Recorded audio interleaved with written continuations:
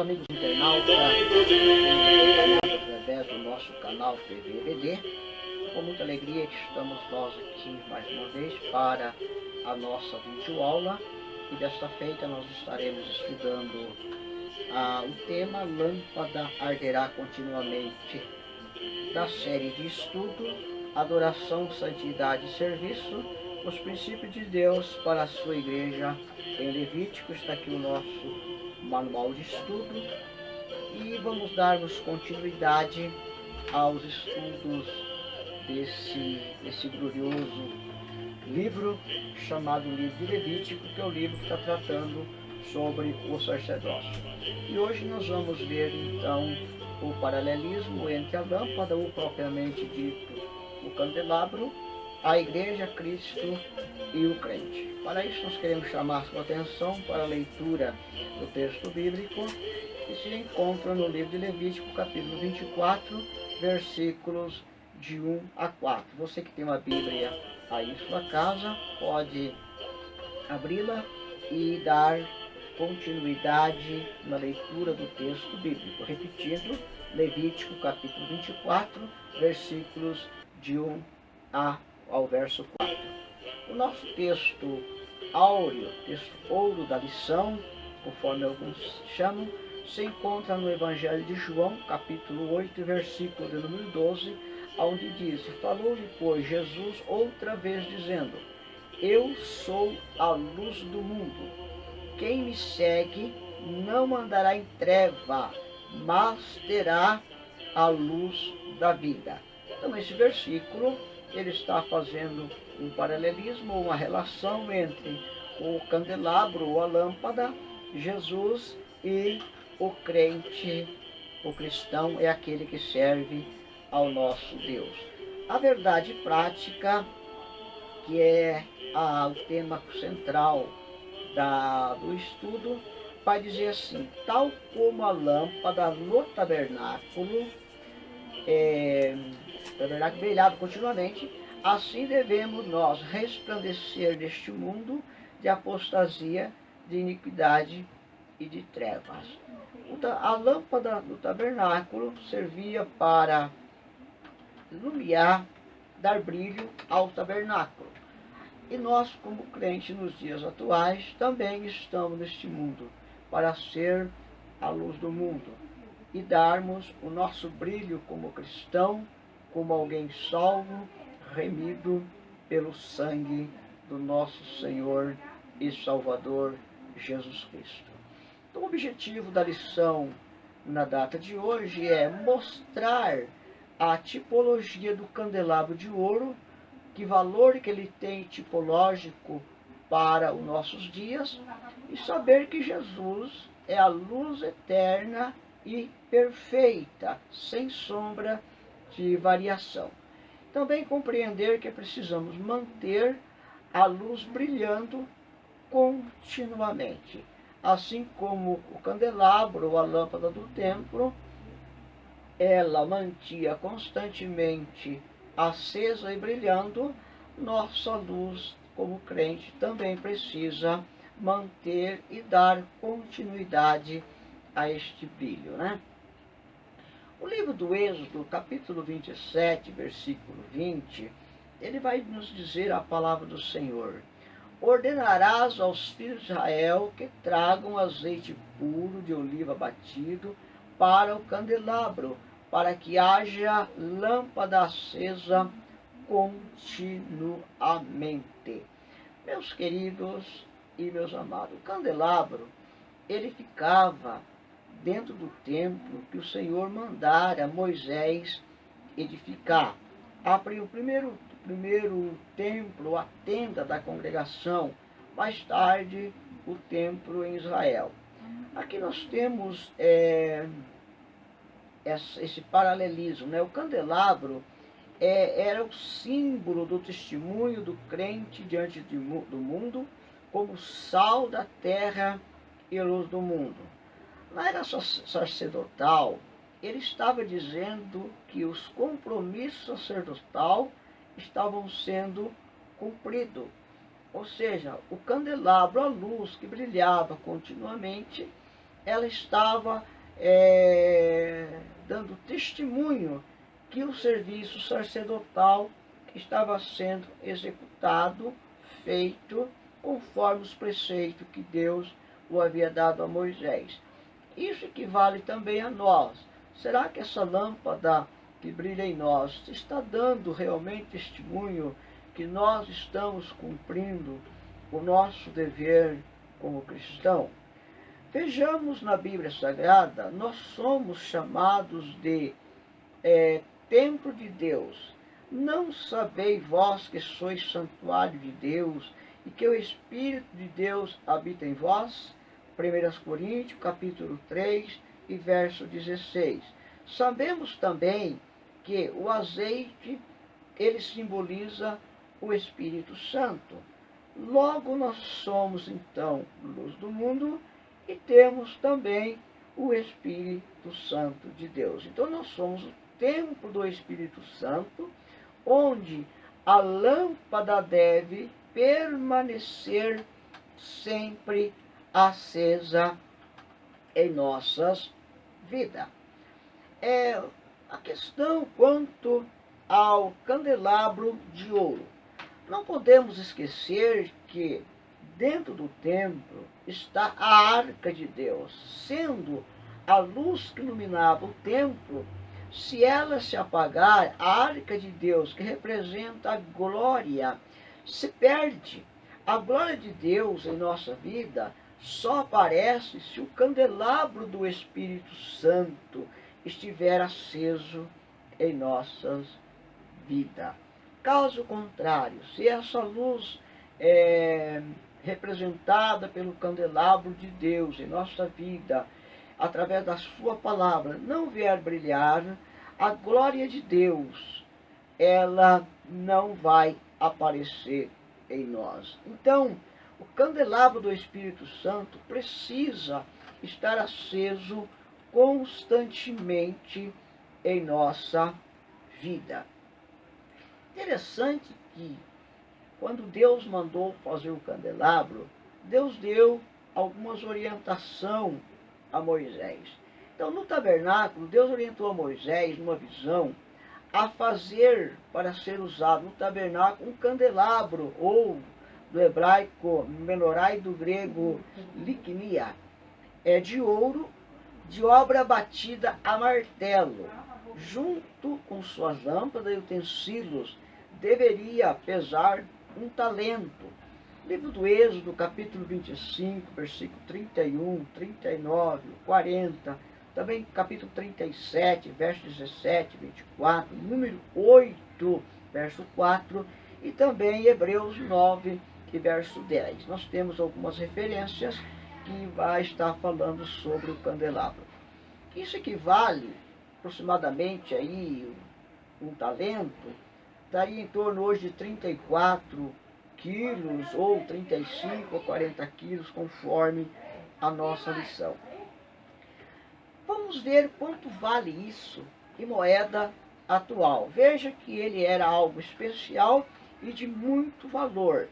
Se nós tomarmos hoje, partindo-se do valor do ouro, do grama, em torno de R$ 157,90, calcula isso quanto daria o valor desse candelabro.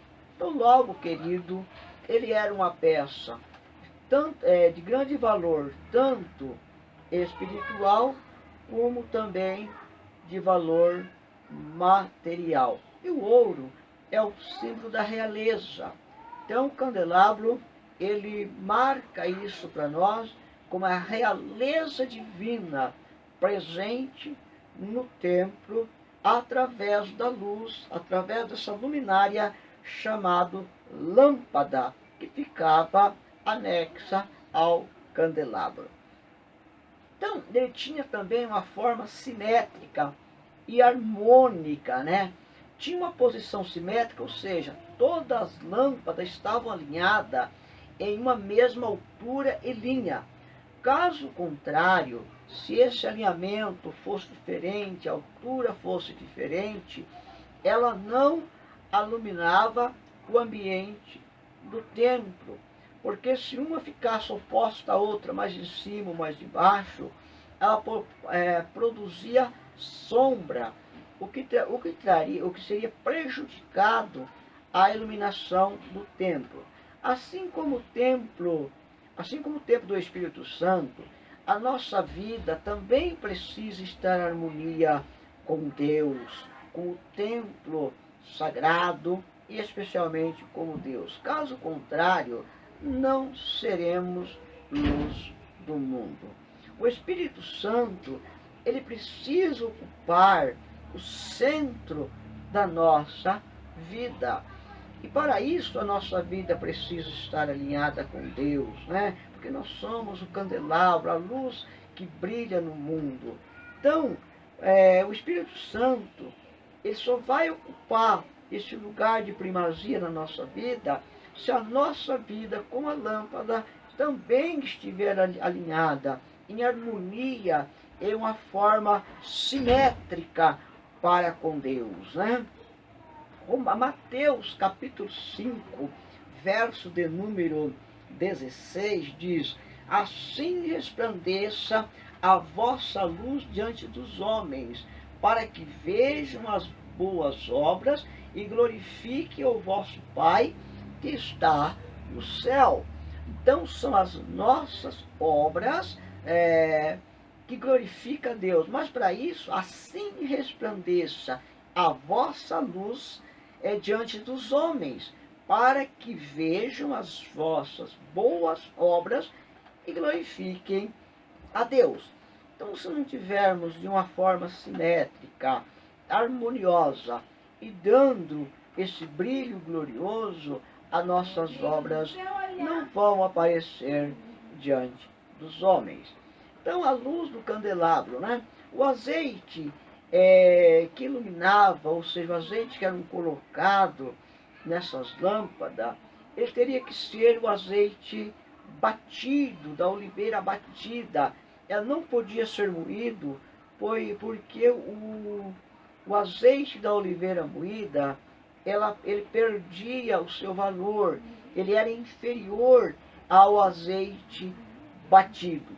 Isso, meus amados, tem muito a ver também com a pessoa de Jesus, que nós estaremos falando logo um pouco mais à frente. Então, primeiro, as azeitonas eram colocadas num pilão e triturado até ficarem bem amassadas, ou às vezes eram pisadas. Em seguida, o fruto amassado era transferido para uma cesta coadora, nas quais sangrava o azeite, ou seja, coava, puxava o azeite, até o óleo, até que se soltasse o azeite virgem. O azeite puro batido, ele era estocado em jarros de barros e a polpa era levada para o lagar. O azeite de oliva, que é um alimento de alto teor energético, e uma das gorduras mais digestivas, era dos principais itens de alimentação do povo de Israel. Em muitos casos, ocupava o lugar da manteiga, a mesa, e também tinha fins culinários. Então, todo esse processo do azeite que é usado no candelabro, depois nós temos os azeites secundários, o azeite tinha uma função muito especial entre o povo de Israel. No caso do candelabro, ele não podia ser azeite moído, mas teria que ser o azeite batido. E algum historiador vai dizer que esse azeite tinha que ser batido a martelo. O óleo que sai na primeira vez depois de batido, o azeite, ele era o mais puro e também o mais valioso. Então, esse azeite valioso que era usado nesse candelabro, porque ele ia produzir a verdadeira luz que, num certo tipologia, é a luz verdadeira representando a pessoa de nosso Senhor e Salvador Jesus Cristo, né? Então isso também fala da excelência de nossa luz. O azeite precisa ser puro. Se o azeite que está em nós não for puro, certamente a nossa lâmpada fará apenas fumaça, como lâmpada a querosene. O seu lugar no tabernáculo, ele ocupava um lugar de primazia. Primeiro, qual aplicação tiramos disso? Porque ele lembrava a glória de Deus, a presença da glória de Deus, ou que iluminava a presença da glória de Deus, representado pela arca que estava no Santíssimo Lugar. Também lembrava o propósito de Cristo, que era a verdadeira luz, que João, no capítulo 1, vai falar que a luz veio ao mundo, mas os homens amaram mais as trevas do que a luz. Também fazia uma clara referência a Jerusalém celestial. Aqui nós temos um mapa, um desenho do tabernáculo e da localização que a posição que o candelabro ocupa. Não sei se nós vamos conseguir observar, mas vamos ver que no canto esquerdo aqui nós vamos ter o candelabro no desenho maior, na segunda seta. E aqui embaixo nós temos uma referência a Jerusalém celestial, do Apocalipse capítulo 1, versos 12 e o verso 13, aonde João tem aquela visão e ele escreve: "E virei-me para ver quem falava comigo. E virando-me vi 7 castiçais, são 6 lâmpadas de cada lado e um no centro. E no meio dos 7 castiçais, um semelhante ao Filho do Homem, vestido até o pé de uma roupa comprida e cingido pelo peito com um cinto de ouro." Então aqui nós temos a representação da glória no templo, o propósito de Deus, né? Aliás, lembrando o propósito de Cristo, e também uma referência a Jerusalém celestial. Muito bem. Ainda dando continuidade ao seu lugar no templo, mas para que essa posição viesse a brilhar, mas para que esse brilho perdurasse, era imperioso que Arão e os seus filhos cuidassem diariamente do candelabro. Então, eles tinham o trabalho de limpar, cortar os pavios queimados, né, durante o dia, para acender a lâmpada logo ao entardecer. E a lâmpada ardia continuamente durante a noite até o amanhecer. É interessante observar que Arão e seus filhos cuidassem diariamente do candelabro. Alguns cuidados precisavam ser tomados com o candelabro, porque após arder ou ficar aceso a noite inteira, certamente o pavio, que era aquele objeto de algodão ou algo parecido, que sugava o azeite até o bico da lâmpada, aonde produzia o facho de luz, certamente aquele pavio ele vinha a queimar, ficando ali espesso de um carvão ou algo parecido. Então era preciso que aquelas pontas fossem queimadas. E outra maneira de se explicar, que possivelmente também não fosse uma espécie de estopa que sugasse o azeite, mas uma forma de um certo conduíte, que o azeite subia por esses conduíte e era queimado na parte superior, aonde formava então o facho de luz. Seja qual for a forma de interpretar ou a forma como era queimado o azeite que produzia a lâmpada, certo é que essas lâmpadas precisavam de um determinado cuidado, limpando sempre o orifício da saída ou cortando o pavio, olhando os canudos se não estavam entupidos, pelo tempo de uso do óleo. Então havia um cuidado com essas lâmpadas, havia um cuidado especial para que essa lâmpada pudesse manter-se acesa continuamente. Assim, meus queridos, é a nossa vida.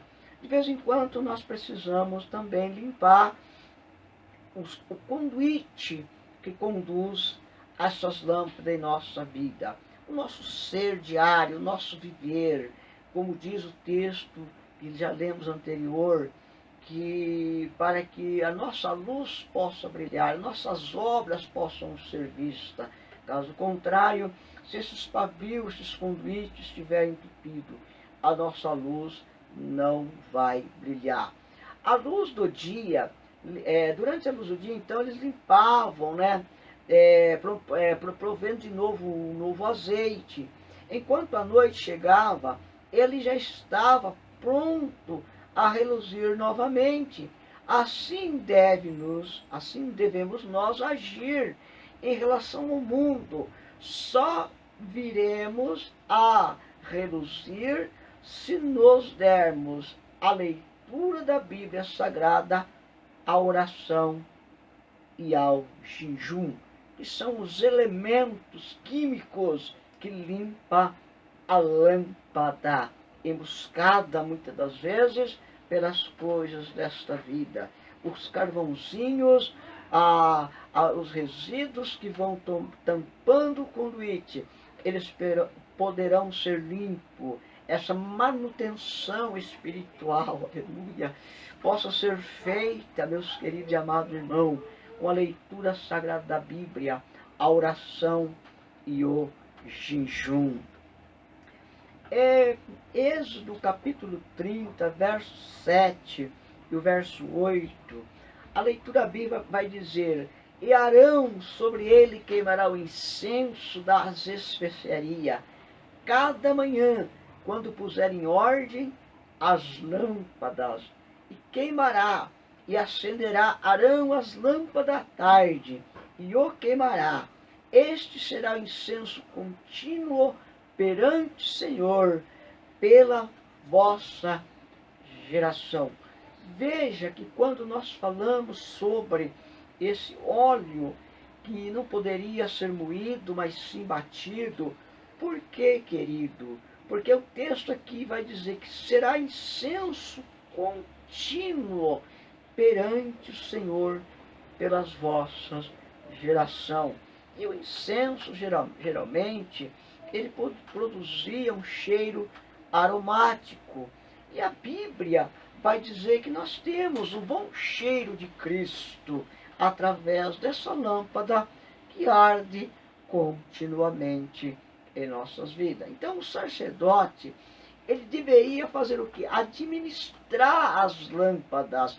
Eles deveriam cortar os pavios queimados, conforme nós dissemos, limpar os castiçais e colocar nele o azeite, desde a tarde até a manhã.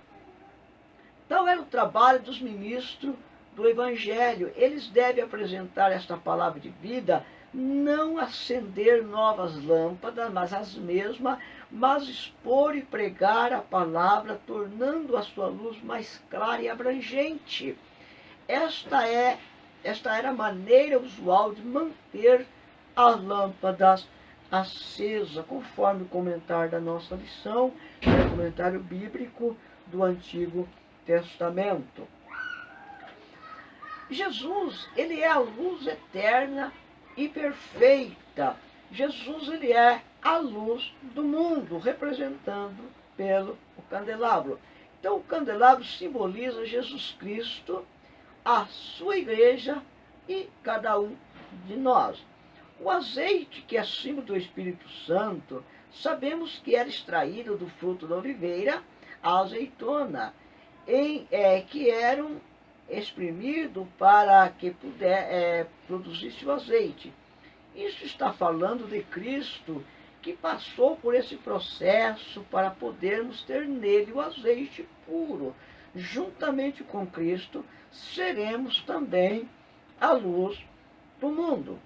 Na primeira tipologia nós temos aqui a tipologia do candelabro, ela é muito riquíssimo, porque passa por Cristo, pela igreja e também pelo Espírito Santo.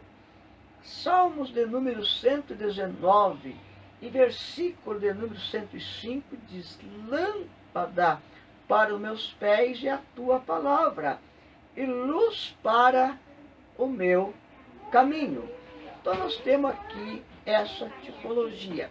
Já com referência ao azeite pisado ou batido, nós temos Isaías capítulo 53, verso de número 5, mas pode ser observado todo o capítulo 53 para uma dedução mais clara, ter assim uma visão mais clara da pessoa de Jesus em relação ao azeite batido. Isaías 53, verso 5 diz: mas ele foi ferido por causa das nossas transgressões e moído por causa das nossas iniquidades. O castigo que nos traz a paz estava sobre ele. Pelas suas pisaduras nós fomos sarados. Então Jesus, ele é simbolizado aqui pelo azeite. Jesus então foi esse azeite pisado para nos dar saúde, para curar as nossas enfermidades, conforme nós dissemos lá atrás, que o azeite ele tinha muitas particularidades, nutrição, e ele é riquíssimo em proteína e assim por diante. Então Jesus aqui, ele completa toda essa simbologia através do capítulo 53 de Isaías, que nos vai dar essa explicação clara, essa interpretação mais lógica, muito mais aplicada em relação a Jesus e o candelabro. Jesus, ele também é a luz do mundo. João capítulo 15, verso 1 diz: eu sou a videira verdadeira e meu pai, ele é o lavrador. Aqui é uma referência à pessoa de Jesus e também em relação a nós. João capítulo 15, verso 5 diz: eu sou a videira e vós as varas. Quem está em mim e eu nele, esse dá muito fruto, porque sem mim nada podeis fazer. Queridos, nós não temos muito espaço aqui para poder entrar nesses detalhes, mas o candelabro, ele tinha pelo menos duas partes, que era a haste, aonde estava ligado às lâmpadas.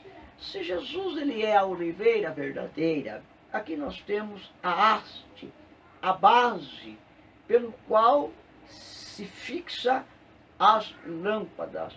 Aí no capítulo 15 de João, verso 5, nós vamos ter então essa clareza. Diz: eu sou a videira, ou seja, eu sou a base desse castiçal, e vós as varas, ou seja, vós sois a lâmpada. Quem está em mim está na base do castiçal, aqui numa representação da oliveira, e eu nele, ligação completa, esse dá muitos frutos, ou seja, esse faz brilhar a sua lâmpada, porque sem a base, sem mim, nada podeis fazer. Que simbologia, que analogia maravilhosa. Também Jesus, ainda como a luz perfeita, ele também, através dele, a igreja torna-se também a luz perfeita. Então, as hastes diz que as sete hastes das lâmpadas, ela representa a igreja por três razões, pelo menos por três razões. As hastes estavam ligadas à coluna central, que nós falamos agora há pouco sobre a oliveira. Do mesmo modo, a igreja está ligada a Cristo. Na alegoria da videira e dos ramos, de João capítulo 15, versículo de 1 a 5, nós tomamos por base só o versículo 5. Jesus é a videira, seus discípulos, nós, no caso, os ramos. Todo ramo que não estiver ligado nele não pode suster nem produzir fruto, e muito menos dar luz. A segunda base, ou a segunda razão, os 7 candelabros de Apocalipse, capítulo 1, verso 12 a 20, representavam também as 7 igrejas da Ásia, na visão de João. Jesus Cristo passeava no meio dos 7 castiçais. Então temos aí a segunda razão. Desculpa. A terceira razão, o número 6, ele é um número representativo do homem. Se o número 1 representa Deus, 6 o número do homem, 7 o número completo, ou o número da perfeição, aqui nós temos o número 6 que representa o número do homem. O homem foi criado no 6º dia da criação, conforme Gênesis capítulo 1, versículo 26 a 31, somando-se as 6 hastes como a coluna central, contém-se o número 7, número simbólico de Deus e da perfeição, plenitude. Jesus disse que devemos ser perfeitos, assim como perfeito é o Pai Celeste. Que coisa linda, né? De Mateus 5, versículo 48, vamos ter essa narração linda. O homem só pode chegar-se a esse estágio unindo-se a Cristo Jesus. Essa perfeição terrena e relativa, mas não absoluta. Então, por enquanto, nós temos essa perfeição terrena apenas relativa, mas não absoluta. Essa perfeição absoluta nós só teremos como a glorificação após sermos transformados num abrir e fechar de olho no arrebatamento da igreja. Assim, com a igreja, nós somos a igreja individual, também precisamos ser luz do mundo. Nós já lemos o texto bíblico que diz: a fim de que a nossa luz brilhe continuamente, mantenhamos essas 3 coisas básicas, né? A nossa união com Cristo, a nossa comunhão fraternal e o nosso testemunho diário. Essas 3 colunas, pilastra, são bases essenciais para que nossa luz possa brilhar continuamente. União com Cristo, comunhão fraternal e o nosso testemunho diário. Vós sois nem acender a candeia e se colocar debaixo do alqueire, mas no velador, e dá luz a todos que estão na casa. Assim resplandeça a vossa luz diante dos homens, para que vejam as vossas boas obras e glorifiquem o vosso Pai que estás no céu.